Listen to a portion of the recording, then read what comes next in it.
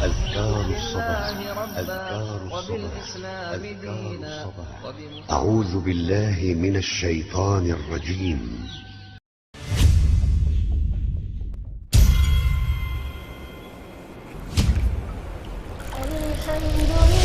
Lihatlah di dalam Al-Quran ini ya akhal Islam, betapa banyak petunjuk-petunjuk yang kita bisa mendapatkannya.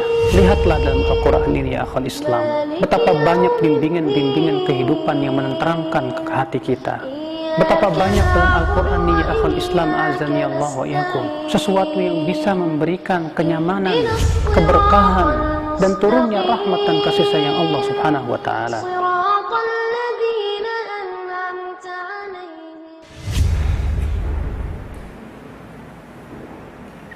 Assalamualaikum warahmatullahi wabarakatuh. Alhamdulillahirabbil alamin, wassalatu wassalamu ala asyrafil anbiya wal mursalin, nabiyina Muhammadin wa alihi wa sahbihi wa man tabi'ahum bi ihsanin ila yaumiddin.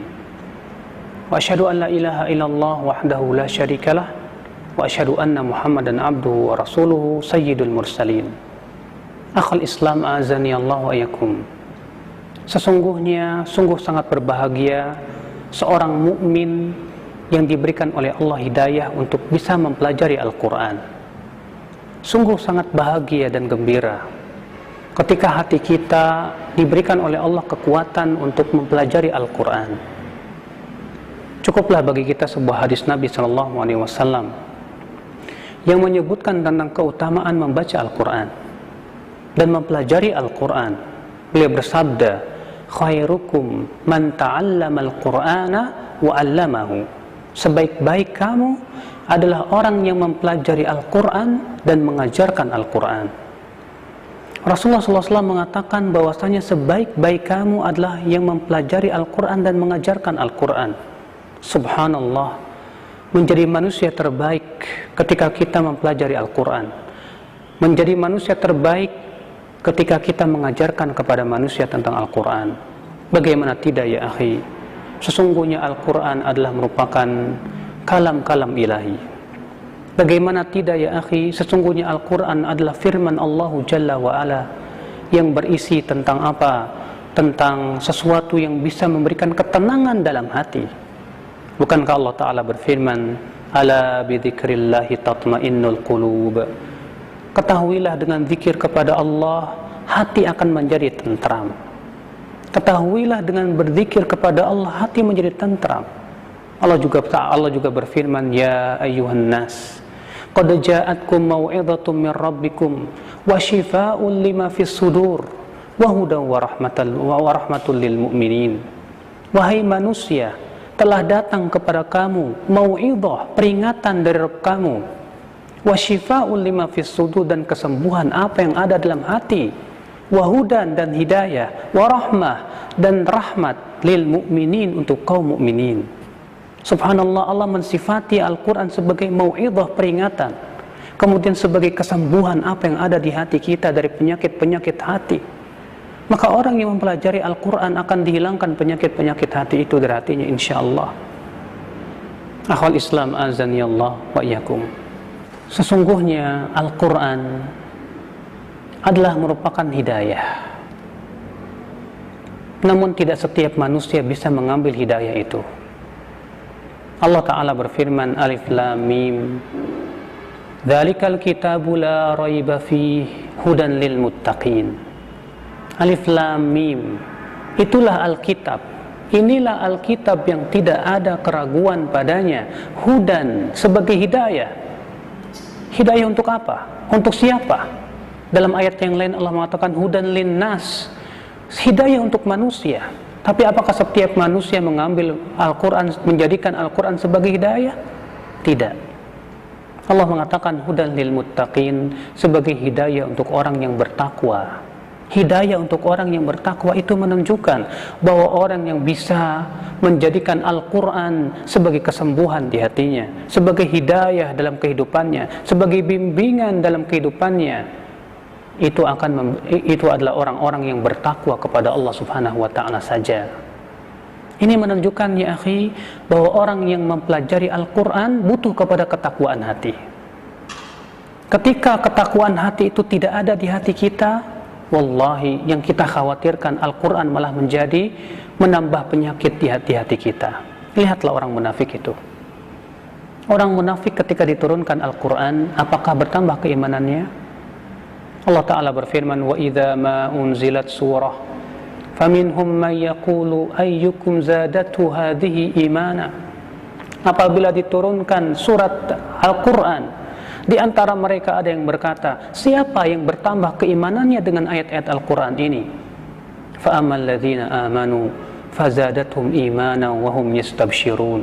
Adapun orang yang beriman, bertambah keimanannya dan mereka bergembira dengan diturunkannya surat Al-Quran. وَأَمَّا الَّذِينَ فِي قُلُوبِهِمْ مَرَضٌ. Adapun yang orang-orang yang ada di hatinya penyakit, فَزَادَتْهُمْ رِجْسًا إِلَى رِجْسِهِمْ. Bertambah kenajisan yang ada di hatinya, di samping kenajisan penyakit yang ada di dalam hatinya tersebut. Subhanallah, ternyata ketika seseorang yang mempelajari Al-Quran, mendalami Al-Quran, hatinya masih ada penyakit-penyakit kemunafikan, seringkali terkadang ayat-ayat Al-Quran malah menambah penyakit. Berarti itu menunjukkan kita harus menjaga ketakwaan hati, membeningkan hati, membersihkan hati dari penyakitnya, sehingga pada waktu itu dia insya Allah akan bisa mengambil manfaat yang banyak dari Al-Quran Al-Karim biidnillahi jalla wa'ala. Akhal Islam azani Allah wa yakum. Rasul kita yang mulia alaihi salatu wassalam minta kepada Allah. Apa permintaan yang Rasulullah SAW minta? Rasulullah minta, anta ja'alal Qur'ana rabi'a qalbi wa nura sadri wa jala'a huzni wa dhahaba hammi. Ya Allah, jadikanlah Al-Quran ini sebagai apa? Ya Allah, jadikan Al-Quran ini sebagai rabi'a qalbi, sebagai air kesejukan di hatiku. Wa nura sadri, sebagai cahaya di dadaku. Wa jala'a huzni, penghilang kesedihanku. Wa dhahaba hammi, sebagai penghilang kegundahanku, kegelisahanku. Subhanallah, doa yang agung sekali. Rasulullah minta kepada Allah supaya dijadikan Al-Quran sebagai air kehidupan di hatinya yang menyejukkan hatinya. Rasulullah minta kepada Allah supaya dijadikan Al-Quran ini sebagai cahaya di dadanya. Dengan cahaya itu ia bisa berjalan melihat yang hak dan yang batil. Dengan cahaya itu ia bisa membedakan mana kesesatan, mana hidayah. Rasulullah minta kepada Allah supaya menjadikan Al-Quran sebagai sesuatu yang bisa menghibur kesedihannya. Seorang mukmin ketika bersedih hati, segera ia membaca Al-Quran, maka hilanglah kesedihan hatinya. Rasulullah minta kepada Allah supaya Al-Quran bisa menghilangkan kegundahan, kegelisahan yang ada di hati kita. Terkadang kita hidup tak pernah lepas dari cobaan, terkadang kita hidup tak lepas dari kegelisahan.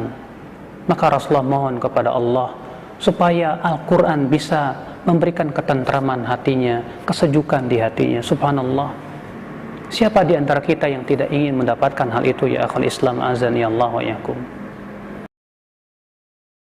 Lihatlah di dalam Al-Quran ini, ya akhul Islam, betapa banyak petunjuk-petunjuk yang kita bisa mendapatkannya.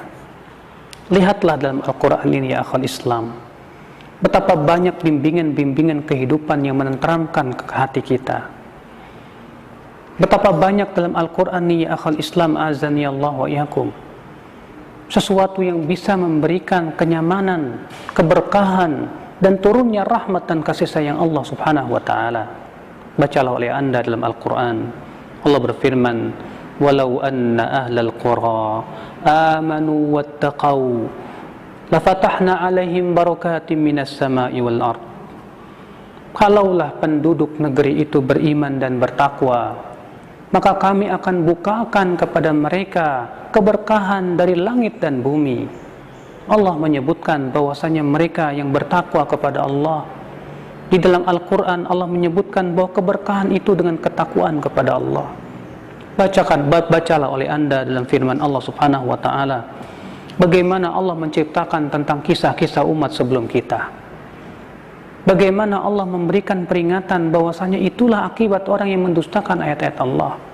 Di dalam Al-Quran pun terdapat bimbingan bagaimana kita meraih kebahagiaan.